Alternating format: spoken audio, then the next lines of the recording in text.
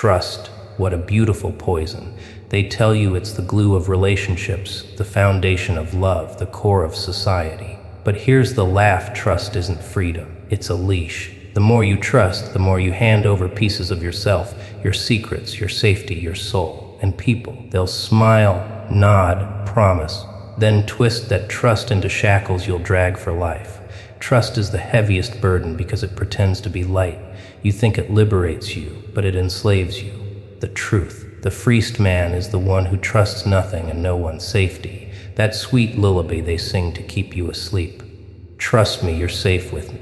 Trust the system. It protects you. Trust your family, they'll never hurt you.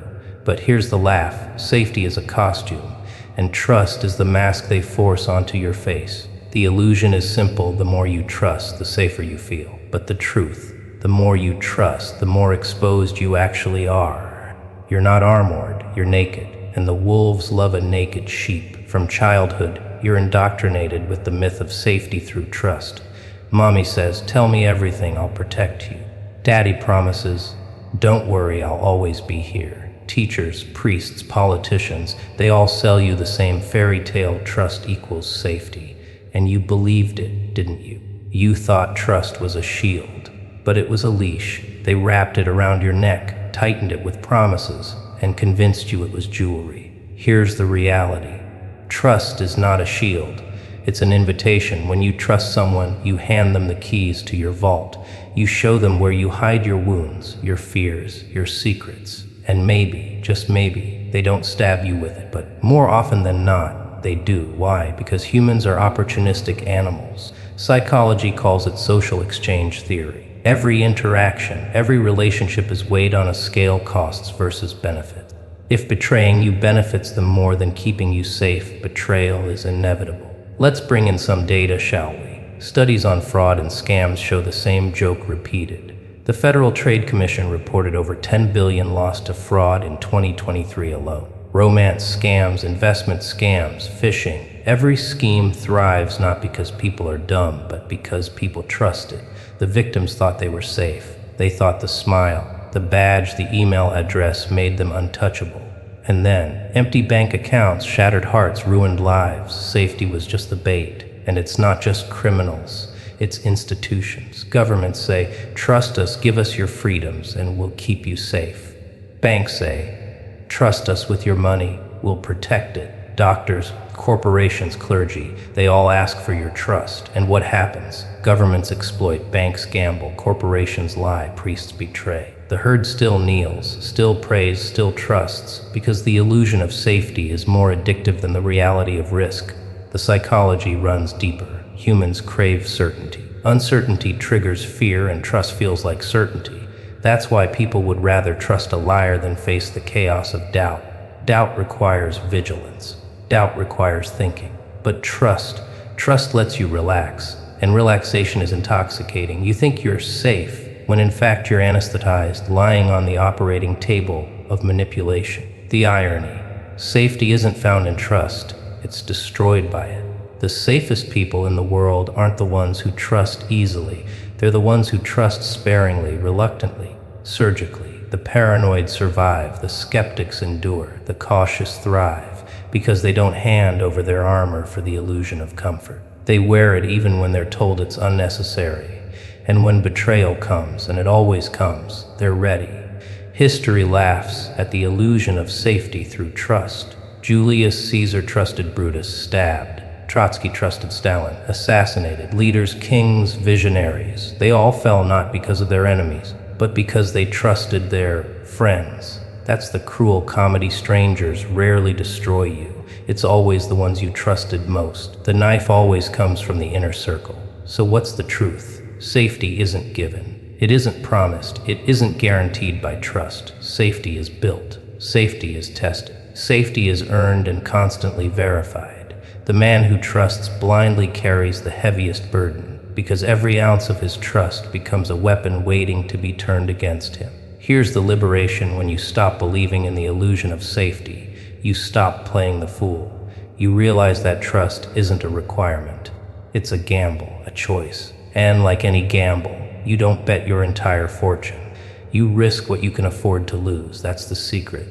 Never trust more than you can survive losing. Never hand someone the power to destroy you and call it safety. So laugh at their lullabies. When they whisper, "Trust me, you're safe here," smile, because you know the truth. Safety is never given. It's seized, built, guarded, and the man who sees through the illusion of safety is the man they can't control. Trust is the coin of the realm, but unlike gold, it only has value when you give it away, and once it's in circulation, it always comes back counterfeit. You think you're investing in loyalty, in honesty, in love, but what you're really buying is betrayal, with interest. That's the cruel math of life. The more you trust, the more you pay. Betrayal stings precisely because trust existed first. Without trust, there is no pain, only expectation of treachery. That's why the cynic laughs when the knife comes. He never bought into the currency of trust in the first place, but you. You handed your heart, your secrets, your security, and called it faith. And when it shattered, you called it tragedy. Ha! No, it was accounting. The bill finally came due. Look at the data. Surveys show infidelity rates hover around 20-25% in marriages. Fraud reports, billions siphoned every year. Even among friends, studies show gossip and betrayal of confidence is the norm, not the exception. Humanity runs on betrayal like cars run on fuel. You think loyalty is the default. It isn't. Betrayal is. Loyalty is the anomaly, and that's why trust is the worst investment. You're betting on a losing hand. Why is betrayal so common? Economics. Betrayal pays. In game theory, when cooperation is no longer profitable, defection is inevitable. That's the prisoner's dilemma played out in real life. People will cooperate only as long as betrayal isn't more rewarding.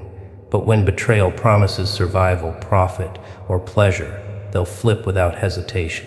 Trust is a fragile agreement. Betrayal is the natural upgrade. Even history proves it. Jesus had Judas, Caesar had Brutus, Gandhi had Nathuram gods. Power, wealth, fame, none of it immunizes you from betrayal. In fact, the higher you rise, the sharper the knives, because trust is currency, and the closer people are to you, the more valuable that currency becomes to sell on the black market of ambition. The ones who can hurt you the most always sit closest to your throne. Here's the dark comedy. Betrayal is often seen as evil, but strip away morality, and betrayal is just efficiency. It's someone realizing they can gain more by cashing out your trust than keeping it. You call it disloyalty, they call it opportunity. And in the cold arithmetic of survival, opportunity always wins. So why do people keep trusting? Addiction. Trust feels good. It's easier than vigilance. Trust is heroin for the soul, warm, numbing, deceptive. And just like heroin, withdrawal is agony. People would rather keep shooting trust into their veins than face the harsh clarity of distrust. They know betrayal will come, but they gamble for another high. Want the liberation. Accept betrayal as the cost of doing business in life. Don't whine when it happens. Expect it, budget for it. Design your relationships, your strategies, your ambitions with betrayal built in. If someone betrays you and it ruins you, that's not their fault, it's yours. You invested too much in their loyalty. You bet your entire fortune on a currency guaranteed to collapse. So here's the punchline: betrayal is the only predictable outcome of trust. The man who knows this walks lighter. He doesn't carry the weight of blind faith. He doesn't invest all his gold in counterfeit coins. He gambles what he can afford, guards what he must, and laughs when betrayal arrives on schedule. Because to him, betrayal isn't tragedy, it's just another transaction. Dependency. That's the quiet coffin you climb into while convincing yourself it's a bed. It starts innocent. I trust you, I rely on you, I need you. But little by little, those words carve chains out of your own bones. Dependency is trust matured into slavery. It's handing your life away one piece at a time until you can't even remember what freedom felt like. Here's the joke: people call it love, partnership, teamwork, community. But beneath the sweet names lies the same reality. You're not standing anymore. You're leaning. And when you lean, you give someone else the power to push, pull, or drop you. Dependency feels warm, but it makes you fragile. It turns lions into pets. Psychology has a neat label for this learned helplessness. When you grow used to others solving your problems, providing your comfort, making your choices, you stop trying. Your survival muscle atrophies, your instincts dull, You outsource your backbone. And the longer you trust that others will hold you up, the more terrifying it becomes to stand on your own. That's the trap. The comfort feels permanent, but the cage is invisible. Let's talk relationships. People love to say, "I can't live without them." And society claps, calls it romantic. But no, it's pathetic. Because the moment you can't live without someone, they own you. They don't even have to betray you to enslave you. Your dependency does the work for them. The fear of losing them makes you obedient, compliant, predictable. That's not love, that's servitude disguised as passion or work. Employees trust companies with their livelihoods. They depend on the paycheck, the insurance, the retirement plan. And what happens? The company downsizes, replaces them with machines, ships jobs overseas. Decades of loyalty, erased with one email. Dependency robs people of mobility. It makes them swallow abuse, tolerate disrespect, and cling to systems that never cared about them. Because without it, they're terrified of drowning. That's how dependency enslaves. It makes the alternative look like death. Data proves it. Gallup polls show that 85% of employees worldwide hate their jobs. Hate them, yet they stay. Why? Dependency? Bills, children, mortgages. The leash tightens. They trust the system to keep them afloat, but really they're drowning slowly in exchange for predictability. Trust plus dependency, captivity. And governments, oh, they love dependency. Welfare, subsidies, handouts, all dressed up as kindness. But the real effect, dependency. Citizens who rely on the state become pliant, obedient, afraid to rebel. They trade liberty for stability, self-reliance for ration cards. The more dependent the people, the stronger the rulers. And yet the herd calls it support. How? No, it's strategic enslavement. The trap works because dependency feels like safety. When someone else carries the burden, you feel lighter, until they drop it. Then you realize your legs don't work anymore. You trusted them so much you forgot how to walk. And when you fall, it's too late to rebuild the strength you surrendered. That's dependency. It steals your resilience while convincing you you're secure. The irony, people often beg for dependency. They want a leader to follow, a partner to save them, a company to take care of them, because independence is scary. Independence means risk, accountability, responsibility. Dependency offers a lullaby. Don't worry, we'll handle it. And people close their eyes, hand over the keys, and call it peace. But the cost of that peace is their power. So what's the liberation? Stop building cages out of trust. Test every reliance. Audit your dependencies. If you need someone, something, some institution, ask yourself, what happens if they vanish tomorrow? If the answer is collapse, you're already enslaved. Freedom begins with redundancy, with self-reliance, with never putting all your weight on another man's shoulders. Trust sparingly, depend strategically, and prepare relentlessly, because the truth is simple. Dependency is the fattest, heaviest burden. It looks like comfort, but it's a coffin. And the man they can't ignore, he's the one who walks without leaning, who trusts sparingly, who depends on no one, who carries his own weight and laughs at the herd dragging their invisible chains. Ah, promises, the favorite punchline of humanity. They sound so sweet, so noble, so binding. I promise I'll never hurt you. I promise to serve the people. I promise this product will change your life. And you, the eager listener, swallow the words like candy, never noticing the poison inside. Promises are theater. They're not contracts, they're scripts. And the actors deliver their lines with a smile, knowing full well the ink is invisible. Here's the cruel joke: promises exist precisely because people can't be trusted. If honesty were natural, no one would need promises. You don't have to promise to breathe, do you? You just breathe. But when someone says, I promise, what they really mean is, I need you to suspend your doubt long enough for me to get what I want. Promises are the placebo of trust, fake medicine for gullible minds. Science explains it. Studies in behavioral economics show humans are wired to overweight verbal commitments. A handshake, a vow, a pinky swear, they trigger oxytocin, the so-called bonding hormone, making you feel safe. But it's a trick of chemistry, not character. The brain hears I promise and mistakes it for certainty. But certainty is a currency no one truly owns. Let's look at politics. Campaign promises are the world's longest running comedy show. Every 4 years, candidates vow to cut taxes, create jobs, heal the nation. And every 4 years, nothing changes, or worse, it gets uglier. Yet people still line up, foam fingers raised, chanting slogans like fans at a rigged circus. They don't care about the lies. They crave the illusion. Promises are entertainment disguised as commitment. And love. Love is dripping with promises. I'll love you forever. Forever, please. Divorce courts exist because forever usually lasts about 7 years. Infidelity statistics hover around 20–25%, proving most forevers have expiration dates, but people still cling to vows like life rafts in a storm. Because promises are comforting lies, they let people pretend chaos can be contained by words. Corporations, masters of the craft. Our product will make you happier. Your data is safe with us. What care about our customers? Lies, every one of them, yet the masses believe. Why? Because promises are cheap, but hope is priceless. The consumer doesn't buy the product, they buy the promise. And when it shatters, they don't revolt. They shrug and wait for the next ad. The comedy never ends because the audience doesn't leave. Here's the darker truth: promises aren't designed to be kept. They're designed to be useful. A promise is a tool, a lever, a bribe wrapped in pretty words. And once it's served its purpose, once it's opened the door, won the vote, sealed the deal, it's discarded. You can scream, but you promise style until your throat bleeds. The world will laugh, because everyone knows promises are fiction, except the fools who still believe in them. History proves it. Neville Chamberlain promised peace in our time.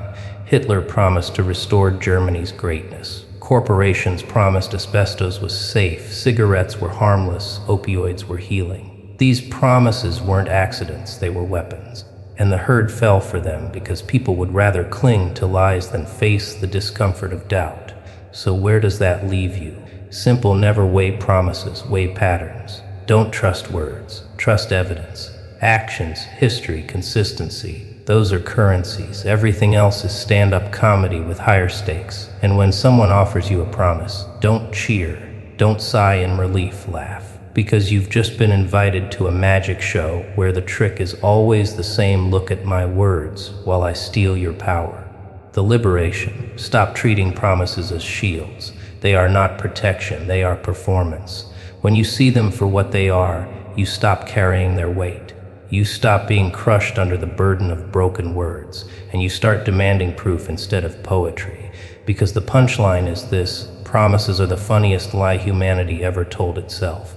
And the man who refuses to laugh along is the only one who doesn't end up the clown. Vulnerability, the sweet, poisonous nectar that makes humans lean on each other like drunks stumbling out of a bar. You call it intimacy, connection, honesty. I call it exposing the softest part of your belly to the very wolves circling you. Trust is not just believing in someone else. It's slicing yourself open, handing over the knife, and hoping they won't twist it. You see, vulnerability is sold to you as courage, but in reality it's an invitation, an open door that doesn't just welcome love, but also betrayal, manipulation, and cruelty. You say, I want someone to see the real me. What you're really saying is, here's a map of my weak spots. Please, try not to hurt me.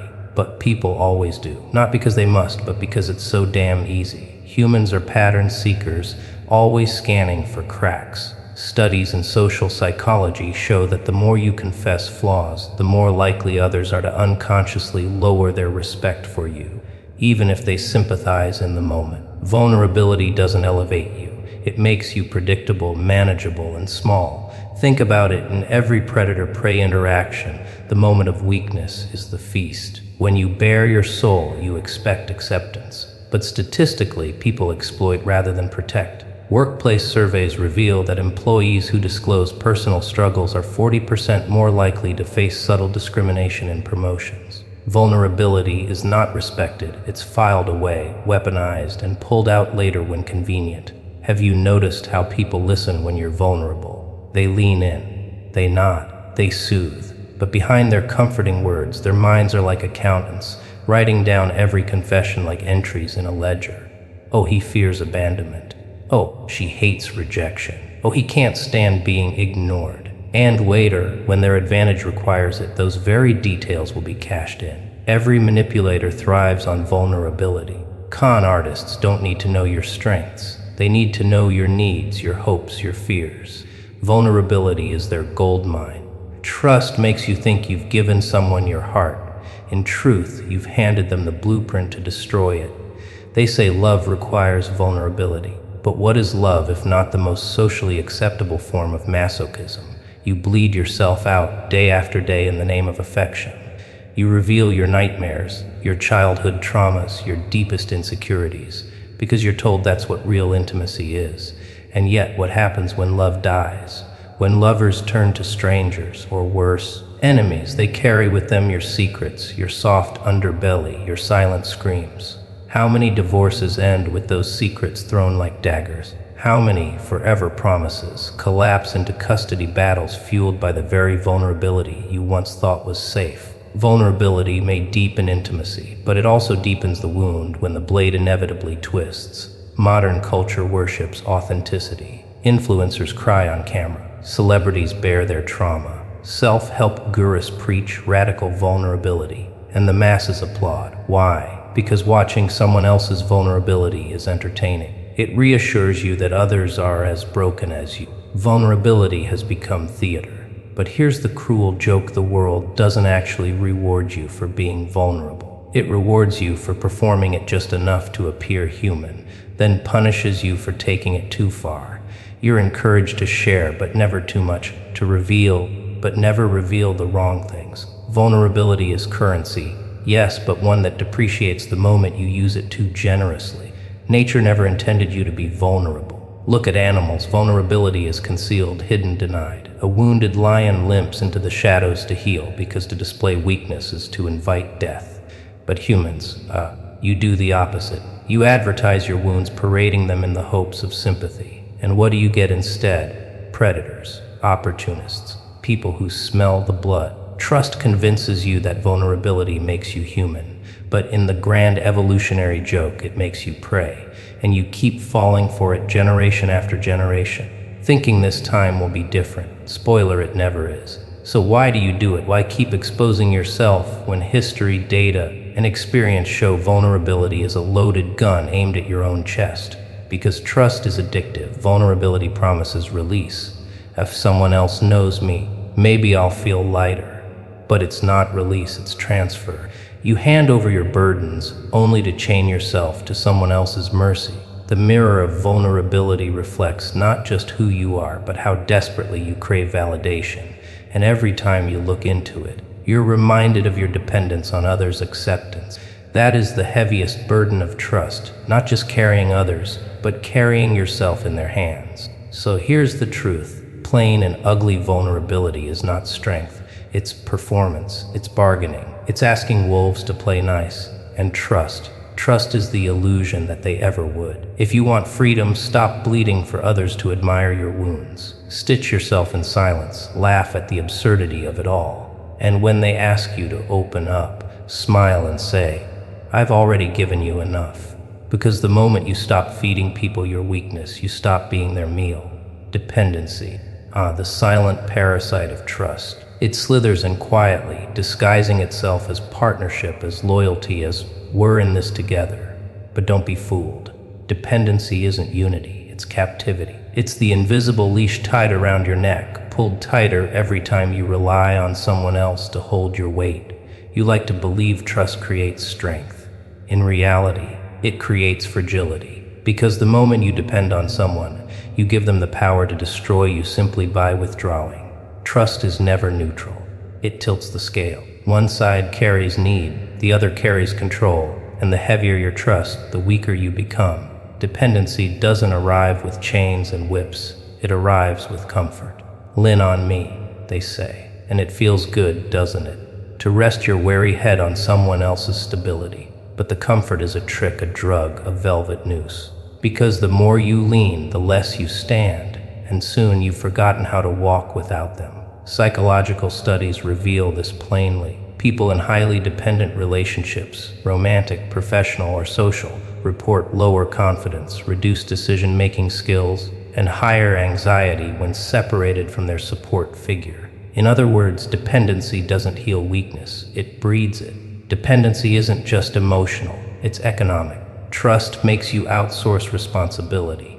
You trust banks with your money, governments with your security, employers with your livelihood, and in return, they own you. Why do you think corporations thrive? Because they don't just pay you, they bind you. With benefits, with pensions, with fear of losing it all. That's not employment. That's dependency disguised as opportunity. And here's the punchline: the more secure you think you are, the more dependent you've become. Dependency fattens you, so you never notice the cage closing in. Love, the most celebrated chain of all. Dependency in romance is painted as devotion. I can't live without you, you whisper. And isn't that the biggest confession of weakness you'll ever make? When trust deepens into dependency, you're no longer choosing them, you're needing them. And need isn't love, it's slavery with prettier words. That's why breakups feel like amputations. Not because you've lost love, but because you've lost function. You trusted someone to be your emotional crutch, and when they leave, you collapse. Trust in love is rarely about sharing life. It's about handing over your spine and praying they never let go. Here's the dirty secret. Those who know you depend on them rarely protect you. They control you. Parents wield dependency over children long after childhood. Employers dangle dependency like bait. Partners manipulate with ultimatums, and nations thrive on dependency. Welfare systems, surveillance, debt, all methods to ensure you can't live without them. Trust makes you vulnerable. Dependency makes you obedient. And once you're obedient, you don't need chains on your wrists. The chains in your mind are enough. But humans love to delude themselves. You cry, I'm independent. I make my own choices. Really, how many of those choices are shaped by your dependencies? You choose what job you can take based on where your bills are paid. You choose who you love based on who fulfills your needs. You choose your morals based on who feeds your approval addiction. Independence is a costume. Dependency is the naked truth, and trust is the tailor who stitched that costume for you. You'll ask, then what's the solution? Should we never trust, never depend? You're already addicted to it. Trust is your drug and dependency is the high. The idea of cutting it off terrifies you, but here's the joker's advice: if you must depend, depend lightly. Keep your weight in your own spine, not in the arms of others. Trust sparingly, strategically, never fully, because the moment your survival hinges on another, you've already lost the game. So let me tell you the truth you don't want to hear. Every time you say, I trust you, what you're really saying is, I need you more than I should. I am weaker without you. And that is the heaviest burden. Trust as dependency, disguised as love, loyalty, or security. The chains aren't on your wrists, they're in your heart, in your mind, in your trust. And the funniest part, you lock them yourself. Loyalty, the most glamorous mask in trust's masquerade, painted with honor, framed in duty, and wrapped in pretty words like faithfulness and devotion. But peel it back, and what do you see? A stage, actors, scripts written not by hearts, but by fear, obligation, and manipulation. Loyalty isn't noble, it's theater. And the audience, they clap for the wrong reasons. You call loyalty a virtue. I call it performance under pressure, because loyalty rarely blooms from genuine choice. It festers from chains, expectations, and the suffocating weight of you owe me. Every pledge of loyalty is a contract signed in invisible ink, a binding of one will to another. And trust is the currency that keeps the show running. Think of armies, corporations, families. Loyalty is their glue. Soldiers march into gunfire not because they all love the cause, but because loyalty makes them fear betrayal more than death. Employees stick with companies that underpay and overwork them because leaving feels like treason. Friends defend each other even when wrong because loyalty demands silence, not truth. This is the comedy. Loyalty doesn't breed honesty, it breeds masks. People don't tell you what you need to hear. They tell you what loyalty allows. And in that silence, lies fester. Trust makes you think loyalty is a shield. But in reality, it's a muzzle. The powerful have always weaponized loyalty. Kings demanded oaths, employers demand contracts, lovers demand exclusivity. It's never enough to simply care. They need proof, rituals, demonstrations. Why? Because loyalty isn't about love. It's about control. The moment you declare loyalty, you've given them leverage. You've announced, my choices are no longer mine, and those who demand loyalty rarely offer it back. Corporations fire loyal employees overnight. Governments abandon loyal citizens when convenient. Lovers cheat while demanding fidelity. Loyalty isn't reciprocity, it's one-sided theater. Loyalty is most dangerous when it's blind. Blind loyalty is what keeps corruption alive, families abusive, and relationships toxic. Because when you're loyal, you excuse sins, you forgive betrayals, you stay longer than you should. Not because it's wise, but because leaving would mean breaking character in the play of trust. Psychologists have long noted the sunk cost fallacy, the tendency to stay in failing investments because of how much you've already poured in. Loyalty feeds on that same trap. You say, "I've been loyal for years, I can't stop now." But loyalty doesn't redeem your past, it only changes your future. Every great tragedy of trust begins with loyalty. Julius Caesar trusted Brutus, soldiers trusted their generals, spouses trusted vows, and when betrayal came, it cut deeper because it wasn't just a loss, it was the shattering of the performance. Loyalty turns betrayal into theater, amplifying the drama, making the fall heavier than the wound itself. Without loyalty, betrayal is just disappointment.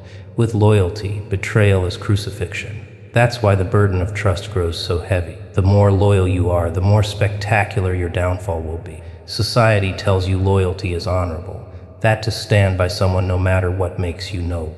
But ask yourself, what kind of honor requires silence in the face of corruption? What kind of virtue demands you stay even when leaving is the only sane choice? Loyalty isn't honor, it's fear dressed in medals. Fear of rejection, fear of shame, fear of being the traitor. The audience of society cheers loyalty because it maintains the illusion of stability. But the loyal aren't heroes, they're puppets who forgot who's pulling the strings. Loyalty is never light.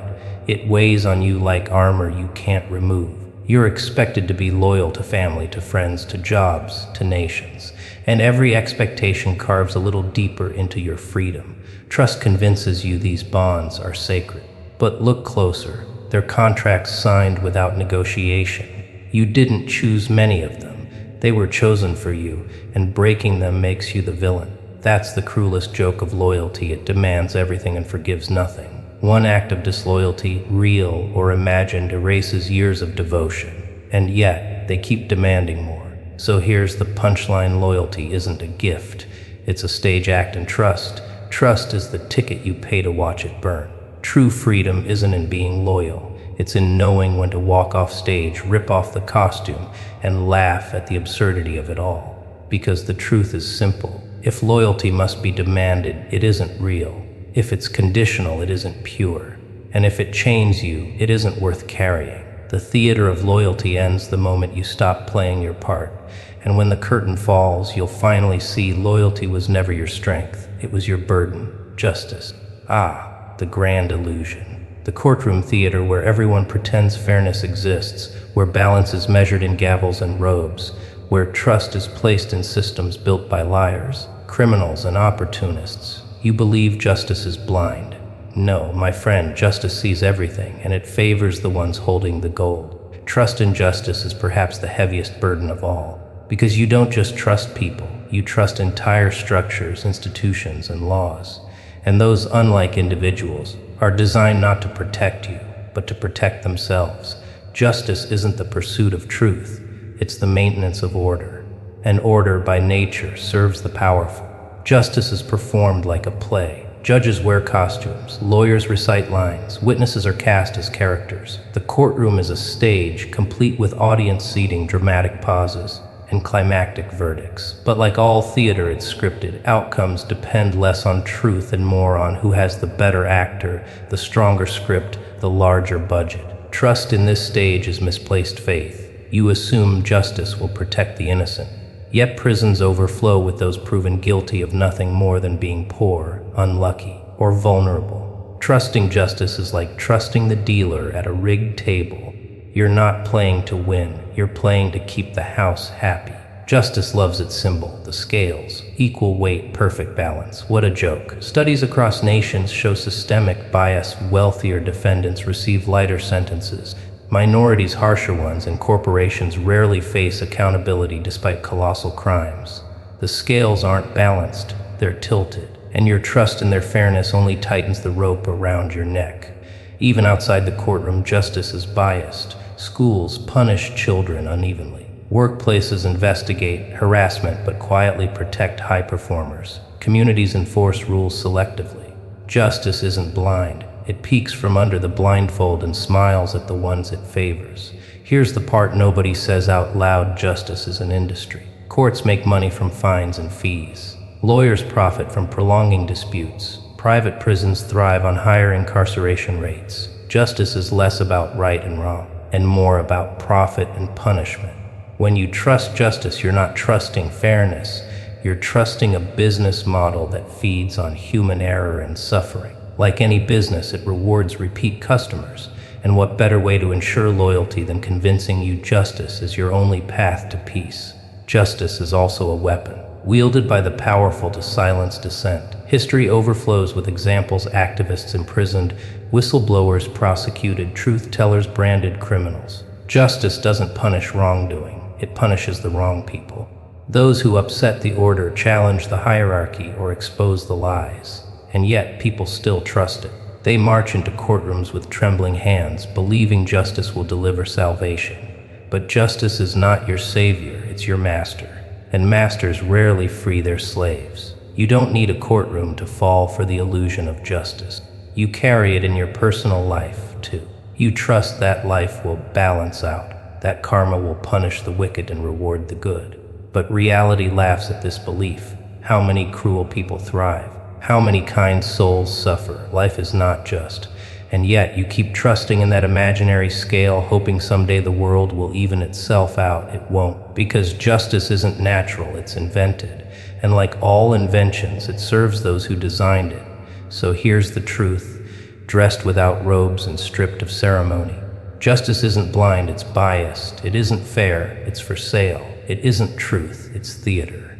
And trust in justice, that's the heaviest burden you'll ever carry, because it convinces you to wait, to obey, to believe, while the powerful laugh, drink, and dine on your patience. The punchline: justice doesn't need your trust to function. It needs your obedience, and once you stop trusting it, you see it for what it is: not a savior, but a stage show. Not a shield, but a weapon. Justice was never blind, you were. Forgiveness. Ah, the velvet chain, softer than steel but no less binding. Society tells you forgiveness is divine, that to forgive is to heal, to move forward, to free yourself. But let's not kid ourselves. Forgiveness isn't freedom, it's a leash dressed up as grace. And every time you forgive, you tighten it around your own neck. Trust makes forgiveness necessary, and forgiveness makes trust heavier. Because when someone betrays you, lies to you, wounds you, what do? You carry their weight, and then you carry the burden of letting it go. Forgiveness doesn't erase the pain. It preserves it, embalms it, and puts it on display in your heart as a monument to weakness. From childhood, you're told, forgive your brother, forgive your friend, forgive and forget. But notice, it's never about the offender's burden. It's about yours. You're pressured into forgiveness not because it heals you, but because it maintains the illusion of harmony. Forgiveness is demanded to keep the peace, to silence anger, to smooth over conflict. But what is that peace worth? Often it's the peace of the oppressor, not the oppressed. Forgiveness becomes a tool to silence victims. To forgive means to swallow your rage and pretend the scales are balanced when they're not. Trust makes you think forgiveness restores balance. But in reality, it robs you twice, once when you're betrayed and again when you absolve the betrayer. Psychologists love to talk about the health benefits of forgiveness: lower stress, better mental health, improved relationships. But here's the hidden truth. Most of those benefits don't come from forgiving the offender. They come from releasing your own attachment to them. Yet society twists it. Forgiveness is framed as a gift you give the offender, a second chance, a clean slate. And so you bear the burden of pretending their slate is clean when you know it never is. Neurological studies show traumatic memories never truly vanish. They linger, reshaping your brain's wiring. So tell me, how do you forgive when your neurons themselves refuse to forget? Here's the real joke. People don't crave forgiveness because they want healing. They crave it because they want permission. Permission to hurt you again without consequence. Forgiveness isn't an ending, it's a reset button, and the offender knows it. They cry, they apologize, they beg, not because they feel the depth of your wound, but because they want the stage cleared for Act 2. Religious institutions have perfected this trick. Confess, be absolved, repeat. The cycle ensures obedience, ensures trust keeps flowing, ensures victims keep shouldering the burden while offenders keep sinning. Forgiveness isn't redemption, it's a license. But let's not stop at forgiving others. The heaviest forgiveness is the one you try to give yourself. You blame yourself for trusting, for failing, for being weak, and so you wait for forgiveness from others, from the universe, from your own conscience. But here's the catch: self-forgiveness rarely arrives. Guilt festers, regret corrodes. Forgiveness becomes a carrot on a stick, always just out of reach. The cruelest burden of trust is not forgiving others. It's failing to forgive yourself for ever believing in them. Notice who demands forgiveness the most: the powerful. Politicians beg for it after scandals. Corporations beg for it after disasters. Abusers beg for it after cruelty. They don't want forgiveness because they're sorry. They want it because it neutralizes resistance. Forgiveness keeps victims docile, obedient, compliant. It transforms rage into silence, revolution into resignation. And the moment you forgive, you return to your role as the loyal subject, the trusting citizen, the willing slave. Forgiveness isn't a virtue. It's a tool of power.